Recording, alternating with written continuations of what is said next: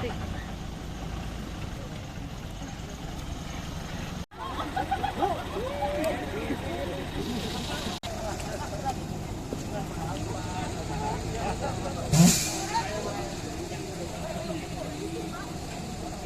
Aduh, makin maju. Jangan maju-maju.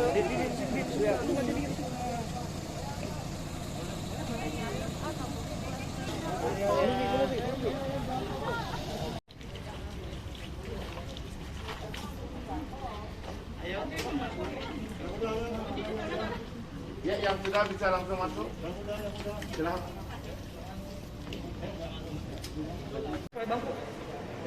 Depan sini nggak apa-apa.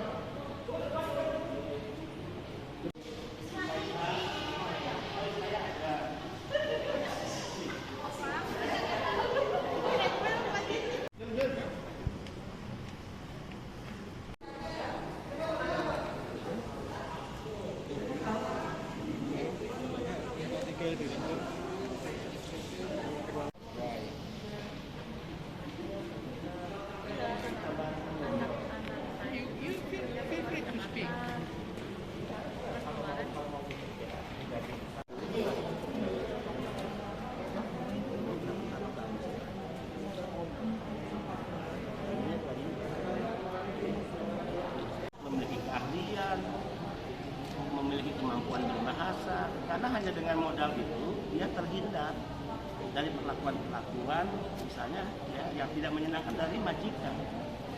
Karena semua yang diminta majikan dikerjakan dia tahu, komunikasi dengan majikan dia ngerti. Juga pakai masker nggak? Sama 100. Ya, misalnya ada ancaman, enggak ya. Uang yang udah keluar berapa? 2 jutaan sih. Enggak. Tapi di sana gaji pasti dipotong kan? Iya, dipotong bulan. Selama 7 bulan. Singapura gaji berapa sih? Katanya dijanjiinnya 6 juta. Nah, kenapa itu bisa tidak sebesar itu? Karena berangkat tidak resmi tidak ada perjanjian kan? Nah, itulah ruginya kalau berangkat tidak resmi, tidak ada kontrak.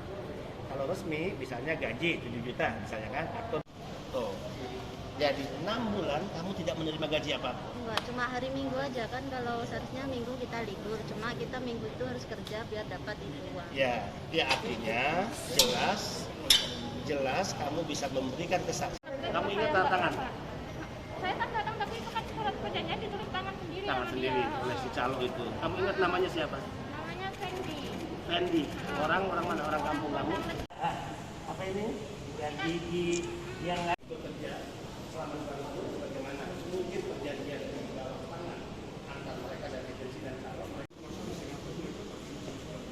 mereka Aduh bingung mas, Ya. Pak. Ikut PT itu disuruh nunggu di rumah, kita waktu terbang disuruh terbang sampai Batam sekian hari, suruh karantina 14 hari kan. Ke sini bang. Nah, Ya terus? Setelah jam 14 yang datang hari, iming-imingi datang ke Mbak atau Mbak datang ke dia? dia yang datang ke saya Pak. Karena kalau kita karena ada uang pesangon juga, tunggunya bisa tunggu. Dia itu siapa enggak Mbak? Bisa jelasin ini. Dia itu siapa yang Beda Pak. namanya siapa? Namanya Di mana? Bapak Mudi sama Bapak Fendi. Orang mana tuh Mbak? Orang Malang. Orang Malang. Ya. dari mana, Pak? Dari Malang. Habis dari Malang Mbak dibawa kemana? Tapi dari Malang terus ke Surabaya terbang ke Batam Pak. Nah, di Batam berapa hari? 10 hari. Oh 10 hari. Itu mau kerja di Terus mana? habis itu Singapura. Singapura. Gajinya berapa? 550 dolar.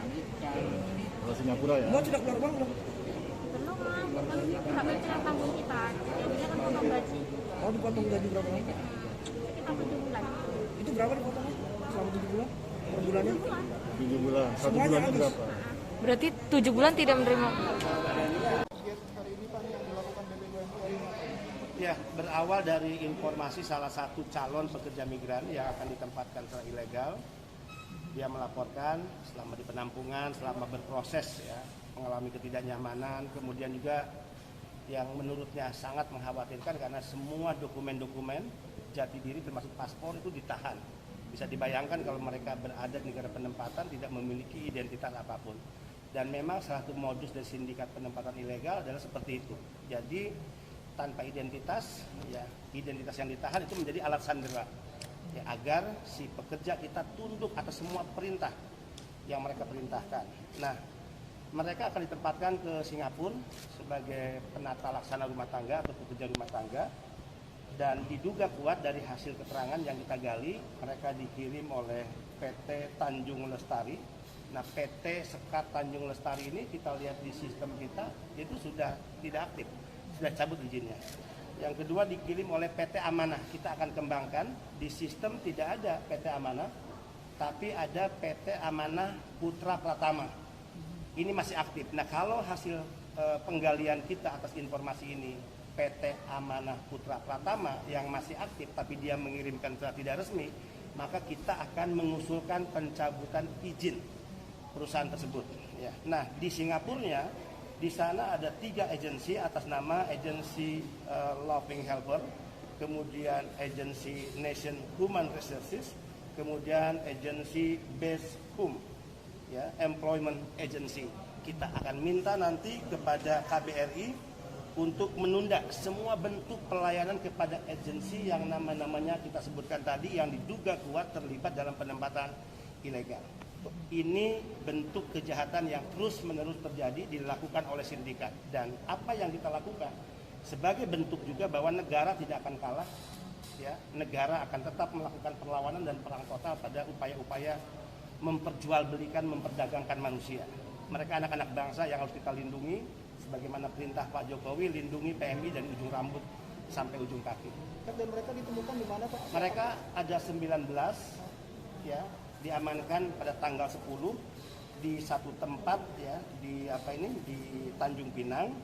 Kemudian dari hasil pencegahan yang kita lakukan itu, mereka diamankan di shelter milik BP2MI Tanjung Pinang. Kemudian hari ini tadi sore diterbangkan ke Jakarta karena mereka bukan warga masyarakat dari Tanjung Pinang. Mereka lebih banyak dari Jawa Timur, Jawa Tengah, dan bahkan Jawa Barat. Nah, dari 19 hanya 15 yang diterbangkan ke Jakarta karena 4 dinyatakan positif saat menjalani PCR. Ya, posisinya masih di Tanjung Pinang. Kita amankan mereka di sini sebagai bentuk perlindungan kepada mereka. Kita berikan pelayanan maksimal, ya, makan, minum, kemudian juga tempat tinggal, seluruh peralatan mandi, ya, kita berikan pada mereka. Ini bentuk kehadiran negara. Setelah itu kita akan kembalikan mereka ke kampung halaman mereka sampai tiba dengan selamat di rumah mereka, dan itu pun dibiayai oleh negara, oleh BP2MI. Tapi kasus hukumnya tetap kita akan dorong laporkan ke Barreskrim Polri. Sudah mungkin menyatakan kepada bahwa ini dari perusahaan ataupun agensi. Untuk kasus yang 9K, beberapa orang ada yang dimintai uang, tapi yang lainnya juga dijanji.